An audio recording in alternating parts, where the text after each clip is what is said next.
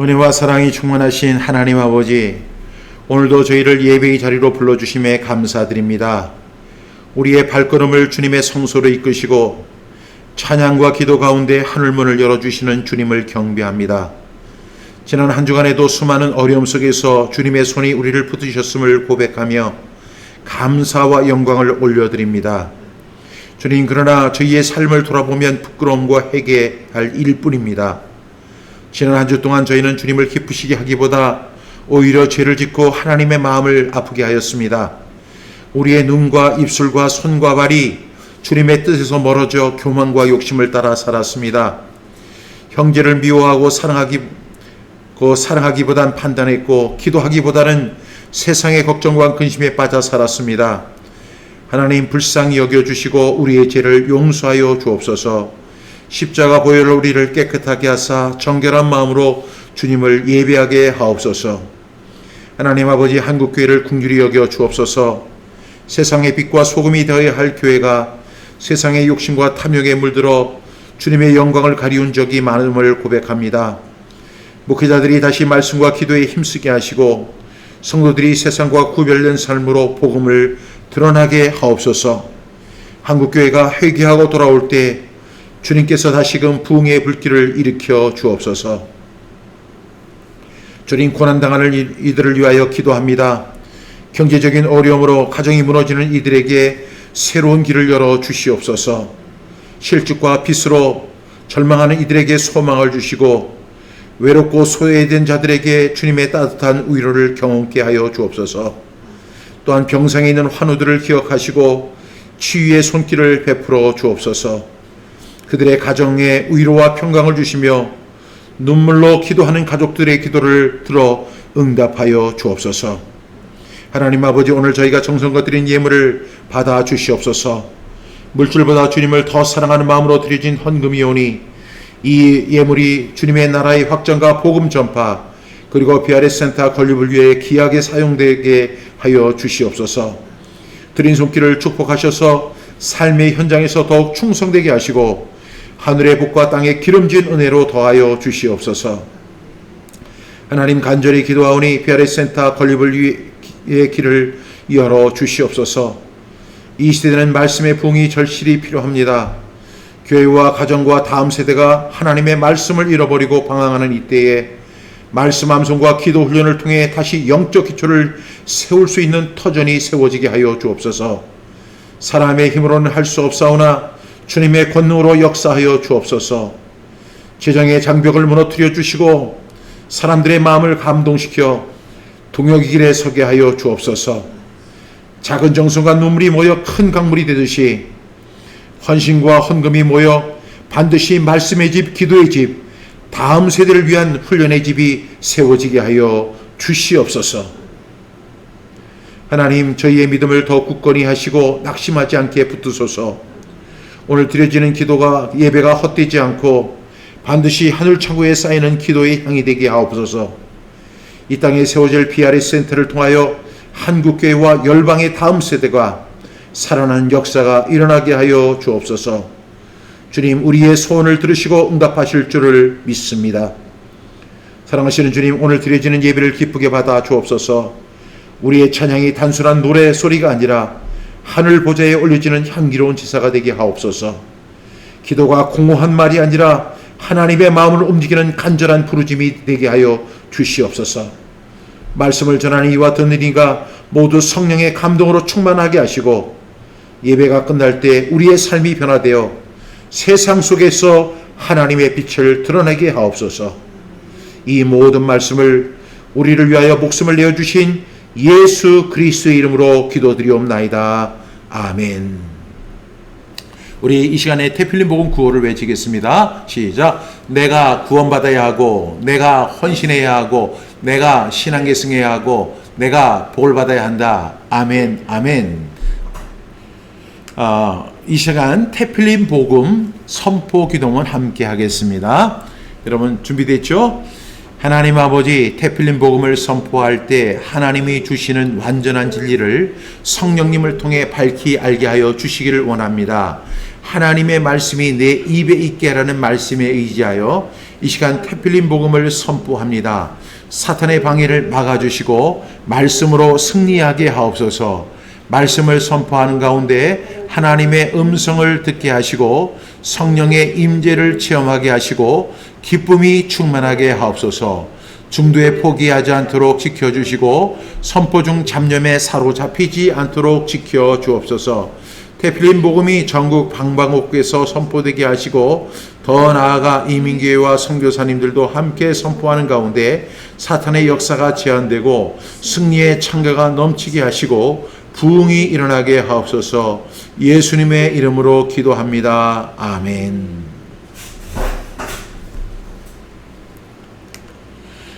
우리가 15분의 기적 태필린 복음 구원의 말씀을 이제 진행 중에 있습니다. 오늘은 계속해서 챕터 1번 모든 사람이 죄인이다. 우리 함께 선포합니다. 세상에 의인이 있습니까? 전도서 7장 20절 말씀, 선을 행하고 전혀 죄를 범하지 아니하는 의인은 세상에 없기 때문이로다. 전도서 7장 20절 말씀. 아멘, 아멘. 그럼 당신은 어떤 사람입니까? 로마서 3장 23절 말씀, 모든 사람이 죄를 범하였음에 하나님의 영광에 이르지 못하더니. 로마서 3장 23절 말씀. 아멘, 아멘. 당신은 죄가 뭐라고 생각하십니까? 요한복음 16장 8절부터 9절 말씀, 그가 와서 죄에 대하여 의에 대하여 심판에 대하여 세상을 책망하시리라. 죄에 대하여라 함은 그들이 나를 믿지 아니하며. 요한복음 16장 8절부터 9절 말씀. 아멘, 아멘. 죄는 무엇입니까? 요한일서 3장 4절 말씀, 죄를 짓는 자마다 불법을 행하나니 죄는 불법이라. 요한일서 3장 4절 말씀. 아멘, 아멘. 그러면 선을 행하지 않는 것도 죄가 됩니까? 야고보서 4장 17절 말씀, 그러므로 사람이 선을 행할 줄 알고도 행하지 아니하면 죄니라. 야고보서 4장 17절 말씀. 아멘, 아멘. 사람에 대한 성경적 입장은 무엇입니까? 로마서 3장 10절부터 12절 말씀, 기록된 바 의인은 없나니 하나도 없으며 깨닫는 자도 없고 하나님을 찾는 자도 없고 다 치우쳐 함께 무익하게 되고 선을 행하는 자는 없나니 하나도 없도다. 로마서 3장 10절부터 12절 말씀. 아멘, 아멘. 당신은 어떤 사람입니까? 예레미야 17장 9절부터 10절 말씀, 만물보다 거짓되고 심히 부패한 것은 마음이라. 누가 능히 이를 알리오마는 나 여호와는 심장을 살피며 폐부를 시험하고 각각 그의 행위와 그의 행실대로 보응하나니. 예레미야 17장 9절부터 10절 말씀. 아멘, 아멘. 우리가 지난 2시간 동안 함께 나누었던 말씀을 선포했습니다. 여러분, 우리가 모든 사람이 죄를 범하였다라고 성경은 이야기합니다. 지난주에 소개했던 이 조윤기 목사님이 내 평생 살아온 길, 이렇게 뒤를 돌아보니 걸음마다 자옥마다 다 죄뿐입니다. 아니, 정말로 한국을 대표하는 목사님이시고 세계에서 가장 큰 교회 목사님이고 수많은 사람들에게 사랑을 받던 그 목사님, 그리고 그분의 설교를 듣기 위해서 엄청난 많은 사람들이 그렇게 간절히 그분의 설교를 듣기 원했는데 그분이 이렇게 고백하는 거예요. 내 평생 살아온 길, 뒤를 돌아보니 걸음마다 자옥마다 다 죄뿐입니다. 예수를 안 믿는 사람의 고백이 아니에요. 불교도의 고백이 아니에요. 이슬람을 믿는 사람들의 고백이 아닙니다. 누구의 고백이에요? 기독교의 목사님의 고백이고, 또한 목사님도 보통 목사님이 아니라 아주 스페셜리스트 같은 그런 목사님의 고백입니다. 걸음마다 자옥마다 다 죄뿐입니다. 그분이 이 시를 쓰기 위해서 일부러 그렇게 자기 자신을 피한 게 절대 아닙니다.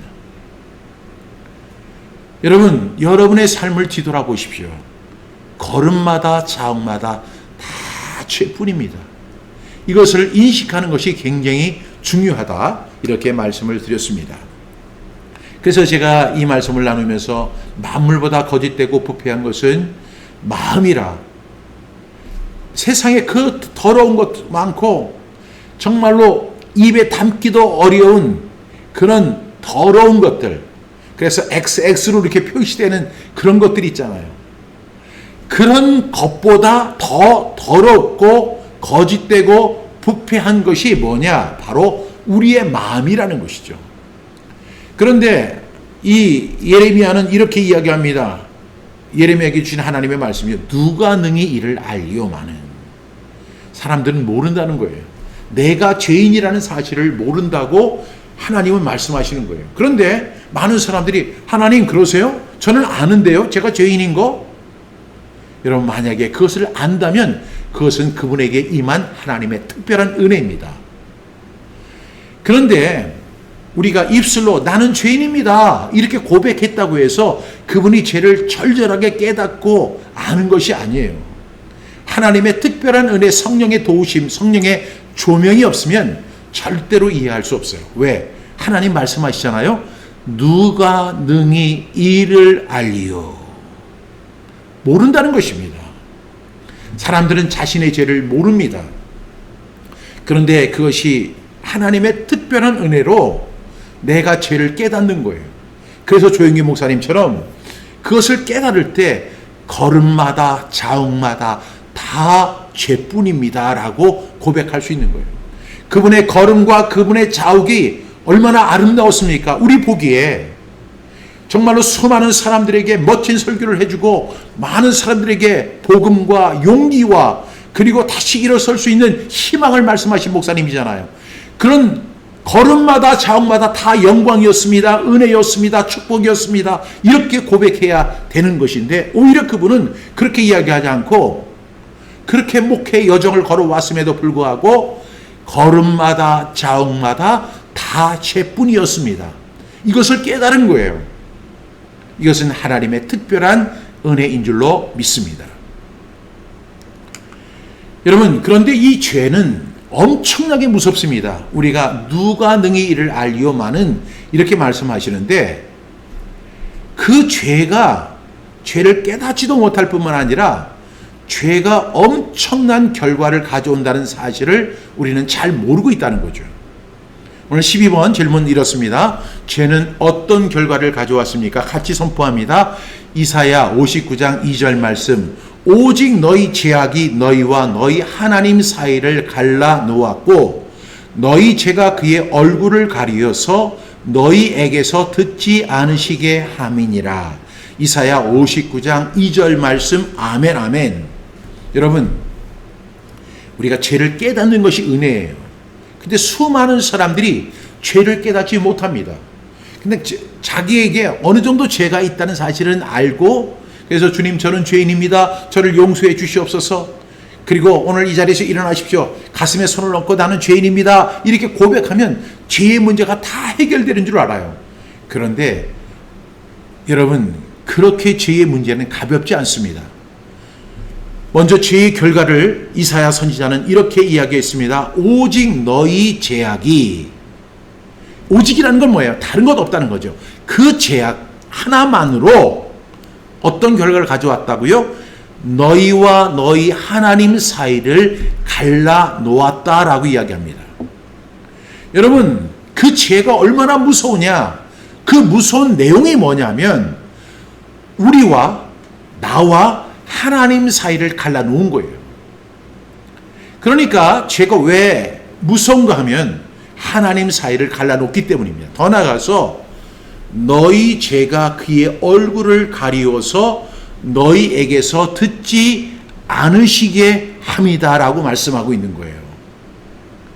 하나님 사이를 갈라놓았어요. 그래서 이 하나님과 우리 사이를 지금 가운데 뭐가 있어요? 죄가 있어요. 죄가 있기 때문에 하나님과 우리가 밀접한 관계를 유지하고 있어야 되는데 하나님 사이를 갈라놓은 거예요. 그래서 여기에 보면 영어로 The first problem is we will sin against God, 이 하나님을 거역하는 죄를 졌다라고 로마서 3장 23절은 이야기하고, 그 다음에 and that sin separated us from him, 하나님과 이렇게 분리되게 만들었다라고 이야기합니다. 이것이 바로 죄의 결과예요. 죄는 무섭습니다. 이 죄의 결과로 인해서 하나님과 우리 사이가 갈라지게 됐어요. 뿐만 아니라 오늘 이사야는 이렇게 이야기하죠. 너희 죄가 그의 얼굴을 가리어서 너희에게서 듣지 않으시게 함이다라고 말씀하고 있어요. 여러분, 많은 사람들이 기도합니다. 기도하는데도 하나님께서 응답해 주시지 않아요. 여러 가지 이유가 있겠지만 가장 주된 이유가 뭘까요? 하나님이 여러분의 죄 때문에 얼굴을 가리워서 여러분들이 아무리 소리를 지르고 통성으로 기도하고 간절히 기도하고 금식으로 기도하고 그냥 소리를 지르면서 그렇게 기도해도 하나님이 듣지 않으시게 하는 거예요. 그 원인이 뭐라고요? 죄라는 거예요.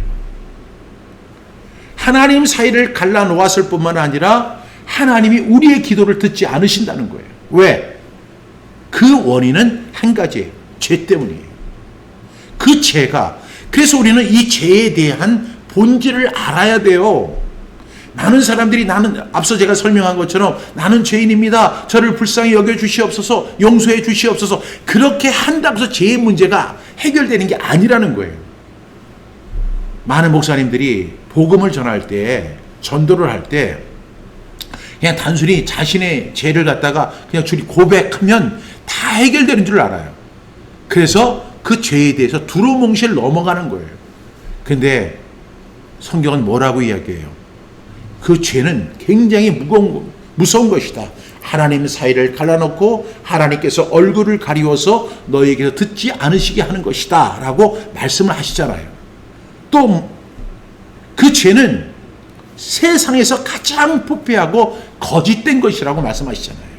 그런데 그 거짓되고 부패한 것을 그냥 제가 입술로 주님 저 죄인입니다, 저 용서해 주세요, 이렇게 되면 그 문제가 다 해결되나요? 그렇지 않다는 것입니다. 그럼 죄의 결과가 어떤지 우리 한번 살펴보겠습니다. 이사야 59장 2절 말씀, 오직 너희 죄악이 너희와 너희 하나님 사이를 갈라놓았고 너희 죄가 그의 얼굴을 가리워서 듣지 않으시게 함이니라. 이사야 59장 2절 말씀. 아멘 아멘. 그러면 죄를 범한 사람 어디로 들어갑니까?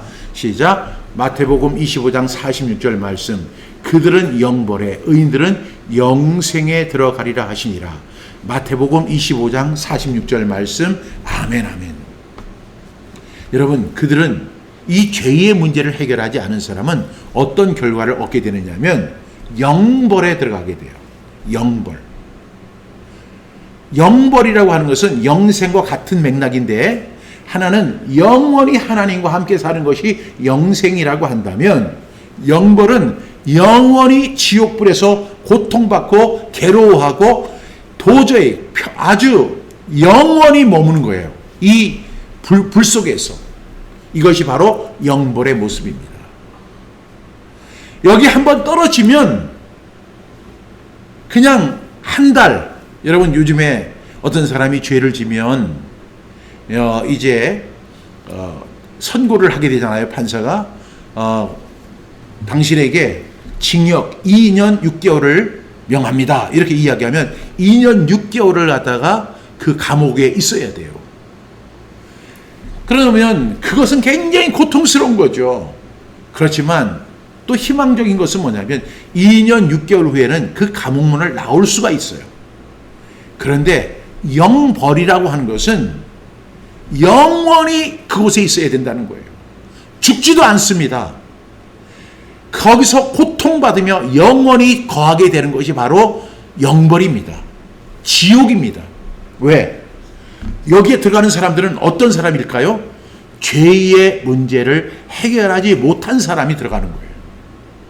그래서 의인은 영생에, 죄인들은 영벌에 들어가게 되는 것입니다. 여러분, 이렇게 한번 떨어지면 이것은 도저히 헤어나올 수가 없습니다. 영원히 이곳에서 고통받아야 합니다. 그래서 여러분, 지금 제가 하는 이 하나님의 말씀을 잘 들으시기 바랍니다.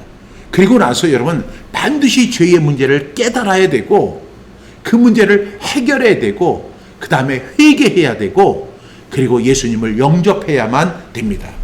아니 어떤 사람이 그렇게 이야기합니다. 저 교회 다닌 지 10년 됐어요. 그러면 그런 문제는 기본적으로 다 해결된 거 아닌가요? 아닙니다. 교회를 10년 다니고 20년을 다니고 평생을 다녀도 이 죄의 문제를 해결하지 못하고 온전히 회개하지 못한 사람은 어디에 들어가요? 영벌에 들어간다고 오늘 말씀하고 있습니다. 그 말씀을 우리는 마태복음 7장 21절부터 23절을 통해서 확실히 알 수 있습니다. 예수님을 주여 주여 하는 자마다 다 천국에 들어갑니까? 마태복음 7장 21절부터 23절 말씀, 나더러 주여 주여 하는 자마다 다 천국에 들어갈 것이 아니요 다만 하늘에 계신 내 아버지의 뜻대로 행하는 자라야 들어가리라. 그날에 많은 사람이 나더러 이르되 주여 주여 우리가 주의 이름으로 선지자 노릇하며 주의 이름으로 귀신을 쫓아내며 주의 이름으로 많은 권능을 행하지 아니하였나이까 하리니 그때 내가 그들에게 밝히 말하되 내가 너희를 도무지 알지 못하니 불법을 행하는 자들아 내게서 떠나가라 하리라. 마태복음 7장 21절부터 23절 말씀. 아멘 아멘. 제가 앞서 설명한 것처럼 어떤 사람이 목사님 저 교회 10년 다녔다고요. 예수님 믿는다고요. 저 새벽기도도 나가요. 저 크리스찬이에요. 그러면 당연히 저 천국 가는 거 아닌가요?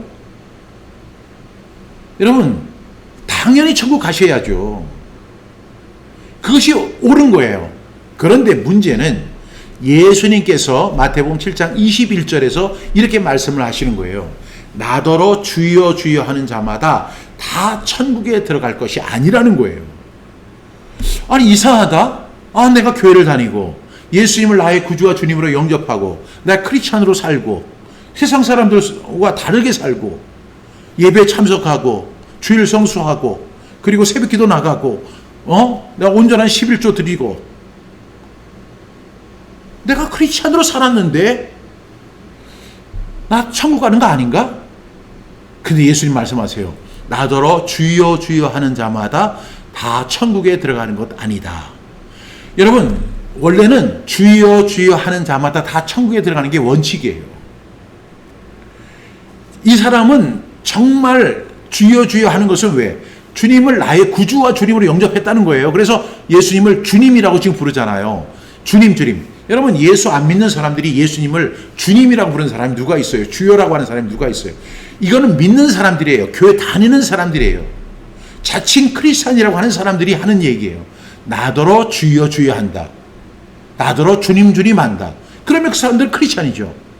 근데 예수님은 그들이 다 천국에 들어가는 거 아니다. 이렇게 말씀하시는 거예요. 그러면서 다만 하늘에 계신 내 아버지의 뭐대로 뜻대로 행하는 자만 들어간다. 이렇게 말씀하세요. 여러분 주님께서 지금 굉장히 중요한 말씀하고 계시죠. 나더러 주여 주여. 주님! 우리가 주님의 이름으로 예배드리고 주님의 이름으로 기도하고 주님의 이름으로 찬송하고 그러면 당연히 천국 들어간다고 우리 목사님은 그렇게 말씀해 주셨는데 정작 그 천국의 주인 되시는 예수님은 그렇게 말씀을 안 하시는 거예요. 나더러 주여 주여 한다고 해서 다 천국에 들어가는 것이 아니다. 주여 주여는 그렇게 중요한 게 아니라는 거예요. 그러면서 말씀하시기를 다만 하늘에 계신 내 아버지의 아버지의 뜻대로 행하는 자만 들어갈 수 있다. 이렇게 말씀하시는 거예요. 근데 사람들이 이 말씀을 듣고 이해를 할까요? 못할까요? 잘 이해를 못해요. 여러분 우리가 신약성경을 읽을 때 제일 먼저 어디를 많이 읽습니까? 마태복음을 읽잖아요. 마태복음 1장, 2장, 3장, 4장, 5장, 6장, 7장 읽었는데 7장 21절에 나더러 주여 주여 하는 자마다 다 천국에 들어갈 것이 아니요 다만 하늘에 계신 내 아버지의 뜻대로 행하는 자라야 들어가리라. 이 말씀을 여러분들이 읽으면서 지나가면서 헤이 그래도 이건 내 얘기 아니야. 이렇게 생각하기가 쉬운 거죠. 여러분 그런데 예수님이 그런 사람을 향해서 더 구체적으로 설명하시는 거예요. 그래서 22절에 이렇게 말씀합니다. 그날에 많은 사람이 그래요. 그러니까 예수님을 주여 주여 하는 사람들이 얼마나 많다고 그랬어요? 많다고 그랬어요. 많은 사람. 여러분 이것을 꼭 기억하셔야 돼요. 성경은 많다라고 하면 많은 거예요. 적다라고 하면 거의 없든지 없는 거예요. 성경이 이렇게 예수님이 표현을 하실 때 그날에 많은 사람이라고 하면 정말로 상상을 초월할 수 없을 정도로 많은 사람이 온다는 거예요. 그 사람들이 다 어떤 사람들이에요? 주여 주여 하면서 예배드리고 주여 주여 하면서 기도하고 주여 주여 하면서 찬양했던 그 사람들이에요. 근데 그 사람들이 많은 사람이 왔는데 그 사람들이 이렇게 이야기합니다. 내가 주의 이름으로 선지자 노릇했습니다. 저는 이 말씀을 읽을 때마다 가슴이 콕 찔리는 느낌이에요. 왜냐하면 주의 이름으로 선지자 노릇을 하는 사람은 과연 누구일까? 어떤 위치에 있는 사람들일까? 대부분 일반 성도님들은 선지자 노릇은 안 하잖아요. 목회자들이 그렇게 하잖아요. 그러니까 여러분 이것을 제가 지금 잘못 해석하는 게 아니라 여러분도 한번 생각해 보세요. 주의 이름으로 선지자 노릇하는 사람들에게 지금 경고를 하시는 거예요. 그것은 분명 목회자일 가능성이 99.9%예요. 저를 비롯한 목회자들이에요. 주의 이름으로 선지자 노릇을 하는 거예요. 자기 이름으로 하는 것도 아니고 주님의 이름으로 선지자 노릇을 하는 거예요. 또 어떤 사람이 주의 이름으로 귀신을 쫓아내요. 여러분 목사님들이 어떤 또 그 영적 능력을 가지고 있는 사람들이 귀신을 쫓아내는 모습을 여러분 보신 적 있어요? 정말 대단합니다. 귀신아 나가! 그러면 귀신이 못 나가! 막 이렇게 하면서 그 씨름을 하는데 그 대단해요. 그런 사람들이 되게 어떤 사람들이냐면 능력이 많은 사람들, 성령의 능력을 받은 사람들이다. 성령의 은사를 아주 특별한 은사를 가지고 있는 사람들이다. 그 사람들이 와서 그래요. 내가 주님의 이름으로 선지자 노릇도 했고 주님의 이름으로 귀신도 쫓아낸 사람이에요. 저. 또 어떤 사람들은 이렇게 이야기합니다. 내가 주의 이름으로 많은 권능을 행하지 아니했습니까? 그러니까 이 권능이라는 것이 어떤 능력적인 일을 얘기하는 게 아니라 주님의 이름으로 다양한 사역을 했다는 거예요. 많은 일들을 했다는 거예요. 주님의 이름으로 뭐 불의육도 돕고 주님의 이름으로 뭐 소년소녀 가장들도 돕고 주님의 이름으로 선교사를 파송하기도 하고 주님의 이름으로 선교지에 나가기도 하고 뭐 이런 일을 했다는 거예요. 주님의 이름으로 많은 권능을 행하지 아니했습니까? 이렇게 이 사람들이 자기 자신을 항변하고 변호합니다. 예수님은 그 전에 뭐라고 말씀하세요? 나더러 주여 주여 하는 자마다 다 천국에 들어갈 것이 아니고 다만 하늘에 계신 내 아버지의 뜻대로 행하는 자만 들어간다. 이렇게 말씀을 하셨거든요. 그러면서 예수님께서 말씀하세요. 정말로 많은 사람들이 왔는데 그 중에 많은 사람이 내가 주님의 이름으로 선지자, 목회자의 역할을 감당했습니다. 세상에 하고 싶은 일 굉장히 많았지만 나는 이것이 소명이라고 생각해서 사명을 다해서 이 일을 감당해 왔습니다. 근데 주님이 뭐라고 하시냐면 나는 너를 알지 못한다. 또 어떤 사람은 와서 얘기합니다. 내가 주님의 능력을 힘입어서 귀신도 쫓아냈습니다. 예수님이 천천히 보시면서 말씀하십니다. 나는 너를 알지 못한다. 또 어떤 사람이 와서 이야기합니다. 내가 주님의 이름으로 선교사가 되었습니다. 또 하나는 소년소녀 가장들을 도왔습니다. 그리고 불우한 사람들을 도왔습니다. 환우들을 도왔습니다. 병원 선교를 했습니다. 이렇게 하면서 내가 그거 다 주님의 이름으로 한 거예요. 왜? 내가 주님을 믿으니까요. 근데 주님이 그 사람에게 이렇게 말씀하시죠. 나는 너를 모른다. 이렇게 말씀하시는 거예요. 아니 여러분 이 말씀 너무나 억울하고 기막히지 않습니까?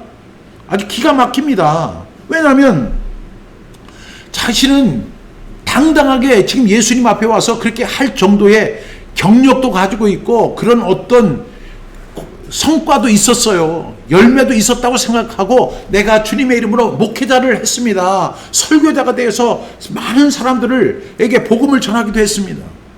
내가요 귀신도 쫓아내고 많은 능력을 행했습니다. 내가 주님의 이름으로 많은 다양한 일들을 했습니다.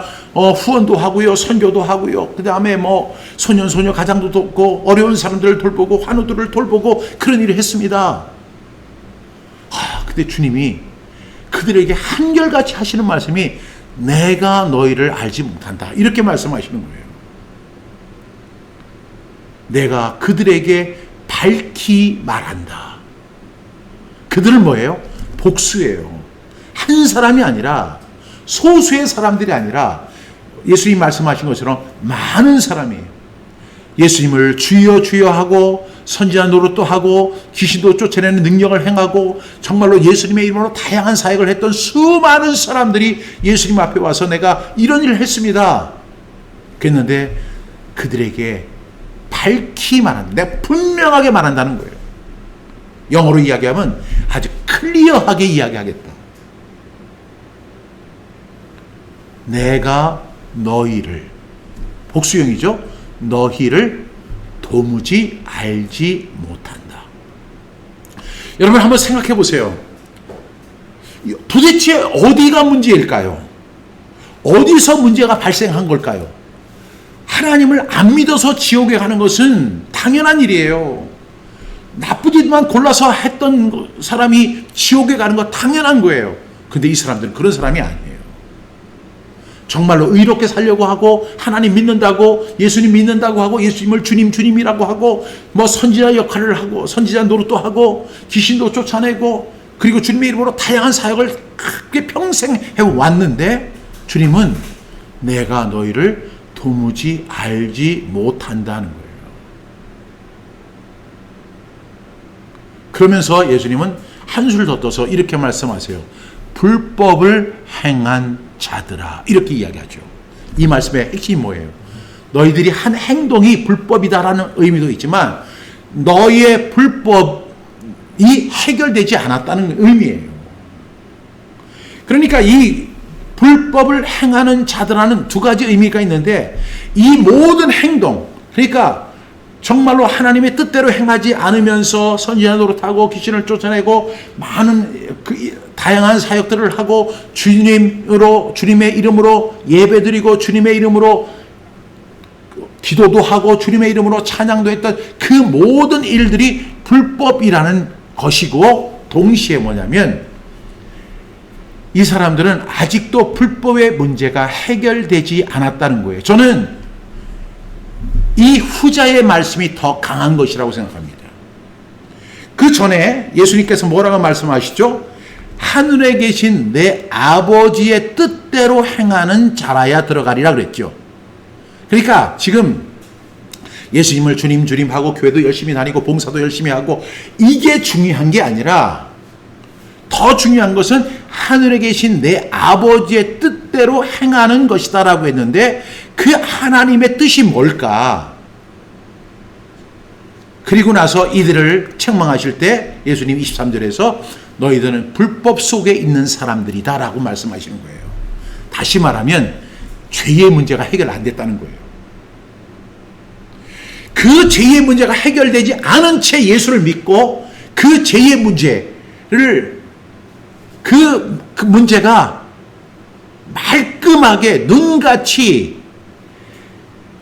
해결되지 못한 상태에서 자신을 의롭다고 믿고 자신이 크리스찬이라고 믿고 자신이 예수님을 믿는다고 생각하고 그 이후에 다양한 사역들을 감당했지만 이것들이 다 소용없는 일이었다라고 말씀하고 있는 거예요.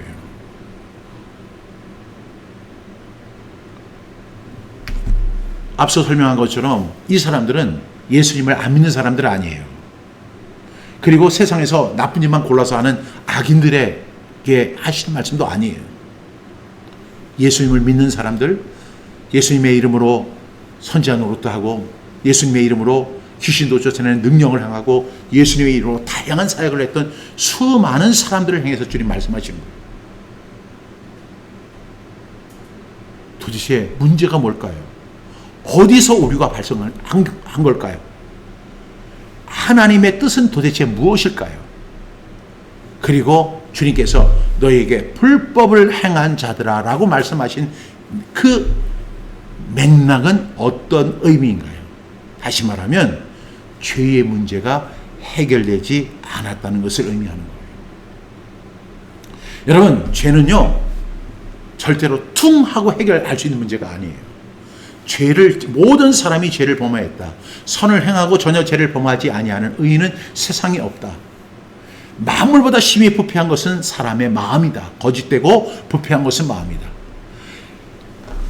주님께서 이렇게 성경을 통해서 그 죄에 대해서 그렇게 언급을 하시는 그 이유는 무슨 뜻이에요? 그 죄의 문제를 반드시 해결하라는 거예요. 그 문제를 해결하지 않으면 그 이후에 너희들이 어떤 행동을 하든, 어떤 의로운 행동을 하든, 어떤 신앙적인 행동을 하든 아무 소용이 없다는 것을 말씀하고 있는 거죠. 그러니까 저와 여러분이 해결해야 할 문제가 뭐라고요? 죄의 문제를 해결해야 하는 거예요. 그 문제를 어떻게 해결할까요? 첫 번째는요, 우리는 하나님의 말씀을 통해서 죄를 인식해야 돼요. 로마서 3장 20절에 보니까 율법으로는 죄를 깨달음이니라. 율법을 주신 이유가 있어요. 율법을 지키라고 있는 게 아니라 우리가 율법을 통해서 뭐를 알아요? 죄를 깨닫게 되는 거예요. 지금 성경은 우리에게 계속해서 말씀하고 있잖아요. 하나님의 말씀은 너는 죄인이다. 만물보다 심히 거짓되고 부패한 것은 네 마음이다. 누가 너희 이를 알리오마는 선을 행하고 전혀 죄를 범하지 아니하는 의인은 세상에 한 명도 없다. 너도 마찬가지다. 이렇게 말씀하시는 이유가 뭘까요? 그 하나님의 말씀을 통해서 계속해서 너 죄인이라는 사실을 알게 해주시는 거예요. 그런데 사람들이 그 과정을 어떻게 하기를 원해요? 그냥 생략하든지 그냥 건너뛰기를 원하는 거예요. 그리고 저는 죄인인 것을 회개했는데요. 어떻게 회개했습니까? 가슴에 손을 얹고 주님 저는 죄인입니다. 이렇게 제가 입술로 고백했는데요. 여러분, 죄의 문제를 갖다가 그렇게 쉽게 해결할 수 있는 게 아니에요. 두 번째로 죄를 깨닫는다는 게 뭐냐면 성령의 조명으로 죄를 제각하는 거죠. 요한복음 16장 8절에 죄에 대하여라면 그들이 나를 믿지 아니하며, 그 다음에 죄에 대하여, 의에 대하여, 심판에 대하여 어떻게 한다고 했어요? 세상을 책망하시리라. 알게 하신다는 거죠. 그러니까 이 죄를 깨닫는 것은 여러분들이 이렇게 생각하시면 안 돼요. 내가 죄를 졌더니 양심에 가책이 왔어. 마음이 좋지 않았어. 그것이 죄를 깨닫는 게 아니에요. 그 성령의 역사를 통해서 죄가 무엇인지를 아는 거예요. 그리고 죄가 얼마나 무섭다는 걸 아는 거예요. 죄가 어떤 결과를 가져오는 것을 아는 거예요. 그리고 이 죄를 반드시 해결해야 한다는 것을 아는 거예요. 그것을 성령께서 조명해 주시는 거예요. 그래서 성령이 우리의 마음을 찌르시고 우리가 하나님 앞에서 감출 수 없는 그런 죄인이라는 사실을 성경은 말씀하고 있고 성령이 조명하여 주시는 거예요. 세 번째로는요, 죄의 본질이 뭔가를 알아야 되는 거예요. 여러분, 많은 사람들이 무슨 죄를 범했습니까? 그러니까 제가요, 예전에 어렸을 때 고추밭에서 고추 몇 개 제가 서리했고요, 복숭아 몇 개 훔쳐왔고요. 그날 제가 우리 아버지가 그 교회 가라고 하는데 제가 그 교회 돈 받아가지고 교회는 안 가고 그거 가고 친구하고요, 뭐 맛있는 거 사 먹었어요. 그걸 죄라고 자꾸만 인식하는 경우가 있어요. 죄를 깨닫는다는 것은 단순히 나쁜 행동 몇 가지를 했다는 그런 것이 아니라고요. 성경은 우리에게 그 에베소 2장 1절은 이렇게 이야기해요. 허물과 죄로 죽었던 너희를 살리셨도다. 이렇게 이야기해요. 그런데 여러분, 많은 사람들이 이렇게 기도하죠. 허물과 죄로 인하여 죽을 뻔했던 저희들을 살려주셔서 감사합니다. 죽을 뻔한 게 아니라 성경은 너는 이미 죽었다는 거예요. 허물과 죄로 죽었다는 거예요. 그 사실을 알아야 되는 거예요.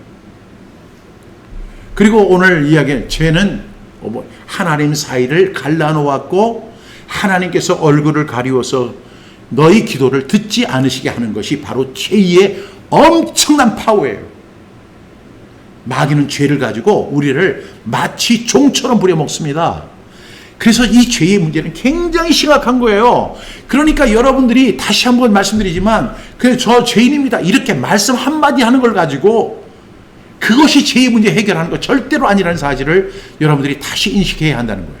네 번째로는 제일 중요한 건데 죄를 가증하게 여기고 통회하고 자복하는 마음을 가져야 돼. 내가 그 죄, 나에게 있는 죄를 어떻게 가증하게 여기고 이거 정말 싫어. 그리고 그 죄에 대해서 통회하고 자복하고 안타까워하고 울고 통곡하면서 그 죄를 안타까워하는 마음이 생겨야 되는 거예요. 하나님의 말씀을 통해서 성령의 조명으로 죄의 본질을 발견하고 죄를 정말로 가증스럽게 여기고 그 다음에 안타깝게 여기고 그리고 궁극적으로는 뭐냐면 내 힘으로는 내 죄를 해결할 수 없음을 절절하게 고백하는 단계까지 가야 되는 거예요. 내 죄를 내가 해결할 수 있는 게 아니에요. 많은 사람들이 죄를 그냥 내가 후회합니다. 내가 죄 졌습니다. 미안합니다. 제가 잘못했습니다. 이렇게 하고 그냥 넘어가려고 그래요. 세상에서도요. 누구를 갖다가 빵 때려놓고 아이고 미안합니다. 제 주먹이 그냥 나갔네요. 용서하십시오. 그런다고 해결되는 거 아니잖아요. 그 죄를 해서 그 사람의 얼굴을 때렸다면 그에 상응하는 대가를 치러야 하는 것처럼 죄는요. 굉장히 무서운 거예요. 그래서 그 죄를 가증하게 여기고 통회하고 자복하는 그런 심정을 가져야 되는 거예요. 여러분 예수 믿는다고 하는 것은 바로 아들을 낳으리니 이름을 예수라 하라. 이는 그가 자기 백성을 그들의 죄에서 박종신은 박종신의 죄에서 여러분은 여러분의 죄에서 구원하기 위해서 예수님 오신 거예요. 그러면 그 죄를 해결하는 그 책임은 누가 있느냐? 나는 할 수 없어요. 예수님만이 할 수 있어요. 그런데 그 전에 나는 어떻게 돼요? 나는 죄인입니다. 내 그 죄를 가정하게 여기고 통회하고 자복하고 그런 마음을 가져야 되는 거예요. 누구처럼? 조용기 목사님처럼 걸음마다 자음마다 다 죄뿐입니다라고 고백했던 그 조용기 목사님처럼 우리도 통회하고 자복하고 안타깝게 여기고 눈물 흘리고 이렇게 하는 그 죄를 안타깝게 여기는 그래야만 죄를 해결할 희망이 보이기 시작하는 거예요. 이런 말씀을 우리 성경에서 몇 군데에서 찾아보려고 합니다. 먼저 이사야 40장 시편 12절 말씀 시작. 수많은 재앙이 나를 둘러싸고 나의 죄악이 나를 덮침으로 우러러 볼 수도 없으며 죄가 나의 머리털보다 마음으로 내가 낙심하였나이다. 여러분 죄가 얼마나 많았는지 이 시편 기자는 이야기해요. 그 모든 재앙들이 내 죄 때문이었는데 나의 죄악이 나를 덮침으로 해서 내가 우러러 볼 수 없는 거예요. 누구를? 하나님을 우러러 볼 수도 없는 거예요. 그리고 나서 가만히 생각해 보니까 내가 얼마나 많은 죄를 졌는지. 여러분 머리털 여러분 세본 적 없잖아요. 근데 머리털 엄청 많잖아요. 그 머리털 숫자보다도 내 죄가 더 많습니다. 이렇게 자복하고 통회하는 마음이 있어야 하는 거예요. 또 우리 시편 51편 3절부터 5절 말씀 시작. 물은 나는 내 죄가를 아오니 내 죄가 항상 내 앞에 있나이다. 내가 주께만 범죄하여 주의 목전에 악을 행하여 싸우니 주께서 말씀하실 때 의로우시다 하고 주께서 심판하실 때 순전하시다 하리이다. 내가 죄악 중에서 출생하였으며 어머니가 나의 죄 중에서 나를 잉태하였나이다. 이렇게 고백합니다. 여러분 이것이 바로 다윗의 시인데 다윗이 이렇게 고백합니다. 물은 나는 내 죄가를 압니다. 이 죄의 그 결과를 압니다. 그리고 아무리 눈을 피하려고 해도 내 죄가 항상 내 눈앞에 있습니다. 내가 주께만 범죄했습니다. 하나님께서 용서해 주시지 않으면 나 도저히 구제불능입니다. 이렇게 절절하게 이야기하면서 자기 자신을 돌아보면서 이렇게 이야기합니다. 내가 죄악 중에 출생해서 그래요. 어머니가 나를 죄 중에서 나를 잉태했기 때문에 내가 이렇게 죄 속에 살아가는 겁니다. 주님 나를 불쌍히 여겨주세요. 이렇게 간절히 주님 앞에 기도하는 거예요. 여러분 이런 과정이 꼭 필요한 거예요. 다윗만 그런 게 아니에요. 저와 여러분이 그렇게 해야 되는 거예요. 왜? 하나님과 우리 사이를 갈라놓는 것이 뭐예요? 죄예요. 죄가 있으면 하나님께서 얼굴을 가리워서 우리에게 듣지 않으시는 거예요. 하나님과 완전히 관계없는 그런 사람이 돼버리는 거예요. 그러니까 하나님의 뜻은 뭐냐면 그 죄의 문제를 해결하고 오라는 거예요. 죄의 문제를 해결하라는 거예요. 죄를 가증하게 여기고 안타깝게 여기고 정말로 내가 이러한 죄를 졌습니다 하고 시인하고 자백하고 통회하고 이런 마음이 있어야 되는 거예요. 그런 사람에게 구원이 임하게 될 줄로 믿습니다. 계속해서 51편 7절에서 9절 말씀, 우슬초로 나를 정결하게 하소서. 내가 청하리이다. 나의 죄를 씻어주소서. 내가 눈보다 희리이다. 내가 즐겁고 기쁜 소리를 들려주시사 주께서 꺾으신 뼈들로 즐거워하게 하소서. 주의 얼굴을 내 죄에서 돌이키시고 내 모든 죄악을 지워주소서. 얼마나 죄에 대해서 이 사람이 절절하고 얼마나 죄가 무서운지, 하나님 저를 우슬초로 정결하게 해주십시오. 그렇다면 하나님이 저를 우슬초로 정결하게 해주시면 내가 깨끗하게 될 것입니다. 나의 죄를 씻어주시면 내가 눈같이 희게 될 것입니다. 하나님만이 그것을 해줄 수가 있습니다. 하나님, 내가 이 죄악을 하나님 앞에 들고 갑니다. 하나님, 우슬초로 씻어주십시오. 그리고 주님께서 씻어주시고 정결하게 해주십시오. 그러면 내가 정하게 되고 깨끗하게 될 것입니다. 하나님 도와주십시오. 그래서 8절에 내가 즐겁고 기쁜 소리를 들려주시사 주께서 꺾으신 뼈들로 즐거워하게 하소서. 이분이 그렇게 기도할 때 성령께서 그분과 함께 하셔가지고 꺾으신 뼈들, 그러니까 예수님이 그 뼈가 꺾이잖아요. 꺾으신 뼈들로 즐거워하게 해달라. 그래서 내가 그것으로 인해서 소망을 얻게 해달라는 거예요. 9절 말씀해 보니까 주의 얼굴을 내 죄에서 돌이키시고 내 모든 죄악을 지워달라고. 여러분, 죄에 대한 깨달음이 있는 사람만이 할 수 있는 고백이에요.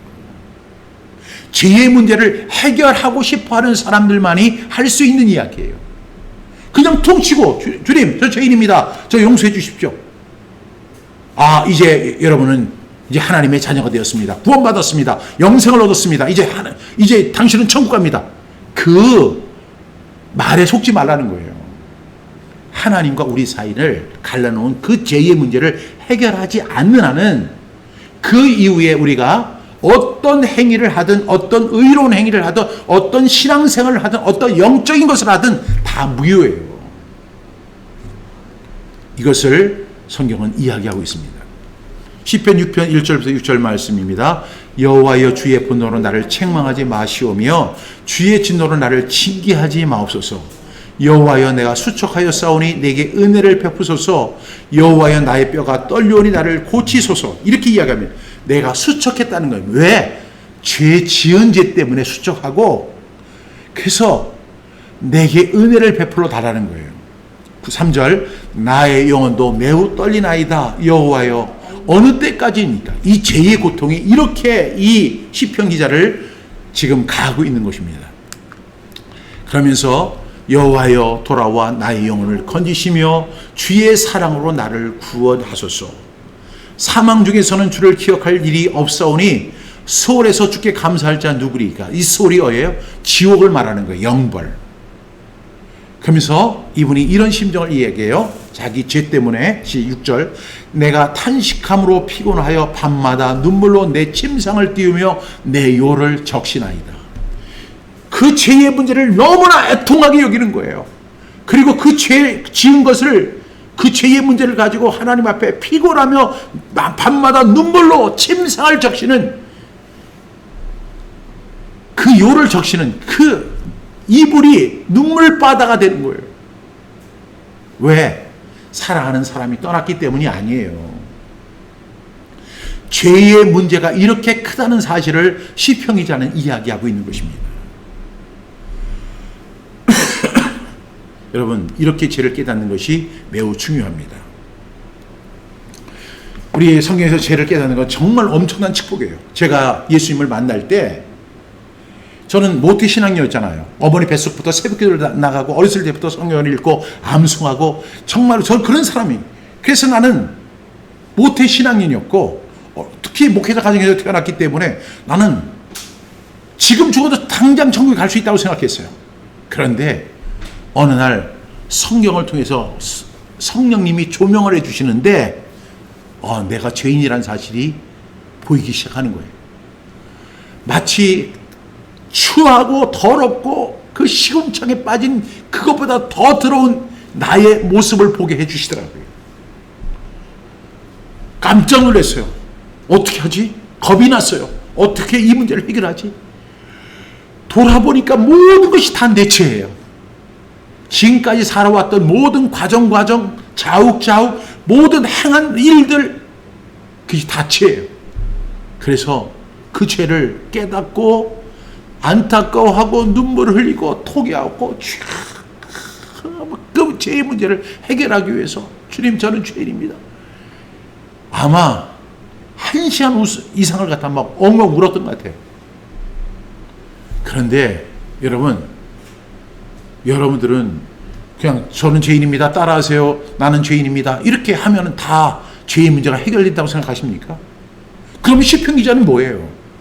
요한 웨슬레 같은 그런 우리 믿음의 선배들은 그 죄의 가정을 깨닫고, 찰스 웨슬레 같은 사람들은 그 은혜를 깨닫고, 그리고 여러분들이 너무나 잘 아는 나 같은 죄인 살리신 주 은혜 놀라와, 나 같은 죄인을 살리신 주 은혜가 그렇게 놀랍다는 사실을 깨닫는 사람들은 뭐예요? 어떻게 여러분들은 그렇게 지름길로 가고 그 사람들은 그렇게 원칙적으로 갑니까? 여러분들은 어떤 특혜 있는 사람들이에요? 절대 아닙니다. 죄를 깨달아야 회개가 가능해져요. 죄를 깨달아야만 하나님의 도우심을 간구하는 거예요. 누구처럼? 시편 기자처럼. 웃을 쳐로 나를 정하게 하소서. 내가 정하게 됩니다. 나를 깨끗게 하소서. 내가 눈처럼 희어질 것입니다. 주님의 도우심을 간구하게 되는 거죠. 죄들을 깨달아야 제가 얼마나 지긋지긋하고 더럽고 추하고 다시는 이러한 죄를 짓지 않겠습니다라는 결단이 세워지게 되는 것이죠. 왜 많은 사람들이 나는 죄인입니다 하고 그냥 무사통하는 이유는 그 죄의 본질을 깨닫지 못했기 때문이에요. 죄가 얼마나 무서운 것인지, 죄가 어떤 결과를 가져오는지, 제가 그 죄 때문에 내가 했던 모든 일들이 다 물거품이 된다는 사실을 모르는 거예요. 그래서 죄의 문제를 해결하지 않고 그냥 넘어갑니다. 왜? 사실 그렇잖아요. 죄라는 이야기 듣는 거 별로 좋지 않습니다. 그래서 공식은 이런 거예요. 죄를 깨달아야 돼요. 그리고 회개가 있어야 돼요. 그때 하나님의 은혜가 임하는 것이죠. 그래서 저는 이걸 죄 깨달음, 회개, 은혜의 과정, 이것이 반드시 있어야 된다는 거예요. 그리고 여기서 회개라는 게 주님 저 회개합니다 이렇게 얘기하는 거, 회개하오니 용서하여 주시옵소서 이렇게 한다고 해서 그게 회개가 아니에요. 그런 입술의 고백이 회개가 아니에요. 여러분, 회개라고 하는 것은 여러분 탕자의 비유에서 탕자가 아버지를 떠나서 세상으로 가서 향락을 즐기고 살았어요. 근데 거기서 완전히 이제 거지가 되고 먹을 것이 없고 이제는 자기 스스로 자립할 수 없는 상태가 되니까 그제서야 이렇게 생각을 합니다. 내가 하늘과 아버지께 죄를 얻었습니다. 이제는 아버지를 내가 아버지라 부르지 못하겠습니다. 품꾼의 하나로 저를 써주십시오라고 자기가 그렇게 결단을 하고 세상으로 나갔던 그 걸음을 아버지를 향해서 방향을 터는 것이 회개인 거예요. 그냥 많은 사람들이 그냥 회개를, 주님 저 죄인입니다. 제가 지난주에 죄를 졌는데 하나님 회개하오니 용서하여 주시옵소서, 그렇게 말 한마디로 퉁치고 넘어가려고 하는데 그게 아니에요. 행동의 결과예요. 세상을 나가서 나 중심으로 살았고 향락을 위해 살았고 자기 자식만을 위해 살고 자기의 이익만을 위해 살고 그런 사람이 어느 날 이제는 돌아서서 하나님을 나의 구주와 주님으로 영접하고 내가 주님의 종으로 살겠습니다, 이렇게 돌아서는 그 행위가 회개인 것입니다. 여러분, 이것이 은혜예요. 첫 번째로 중요한 것은 죄를 깨닫는 것입니다. 그리고 나서 그 죄를 깨닫고 통회하고 자복하는 심정을 가지고 하나님 앞에 완전히 방향을 터는 것이 회개입니다. 그 회개할 때 하나님의 은혜가 임하게 됩니다. 구원의 기쁨이 임하게 됩니다. 그리고 하나님의 자녀로 새롭게 인정을 받게 됩니다. 탕자의 비유에서 탕자가 이제 아버지가 그 손가락에 가락지를 끼우고 가장 좋은 송아지를 잡아서 잔치를 준비하는 것처럼 그런 놀라운 일들이 벌어지게 되는 것입니다. 그 일에 앞서서 가장 중요한 것은 내가 죄를 깨닫는 거예요. 그 탕자가 죄를 깨닫습니다. 내가 하늘과 아버지께 죄를 얻었습니다. 이제는 감히 아버지를 아버지라 부르지 못합니다. 내가 정말로 잘못했습니다. 이제 난 이런 삶을 더 이상 살지 않겠습니다. 이제는 여기에 머물지 않겠습니다. 이제는 아버지를 향해서 가겠습니다. 나를 품꾼에 하나라도 좋으니까 나를 받아주세요 하고 전부여 의지없어서 주 앞에 손들고 옵니다. 이 위대한 결단이 바로 회개인 것입니다. 이것이 여러분에게 있었습니까? 없다면 다음 시간을 통해서 여러분들이 꼭 그런 결단과 하나님의 은혜를 힘입는 그런 시간이 되기를 간절히 바랍니다. 기도하겠습니다. 하나님 아버지, 태필린 복음을 우리에게 주셔서 감사합니다. 이 구원의 말씀을 통해서 내가 죄인이라는 사실을 깨닫고 그 죄가 얼마나 무섭고 죄가 하나님과 우리 사이를 어떻게 만들었고 그 죄로 인해서 내 삶이 이렇게 망가지고 내가 그 죄의 문제를 해결하지 않는 한 더 이상 아무것도 없다. 오로지 영번에만 들어간다는 사실이 성경에 분명히 기록되어 있음을 피상적으로 아는 것이 아니라 통회하고 자복하고 안타까운 심정을 가지고 알 수 있도록 도와주옵소서. 마치 탕자가 내가 하늘과 아버지께 죄를 얻었습니다 하고 절절하게 애통하고 절망하고 안타까워하는 것처럼 우리에게도 그러한 마음을 허락하여 주옵소서. 감사하며 예수님의 이름으로 기도드립니다. 아멘.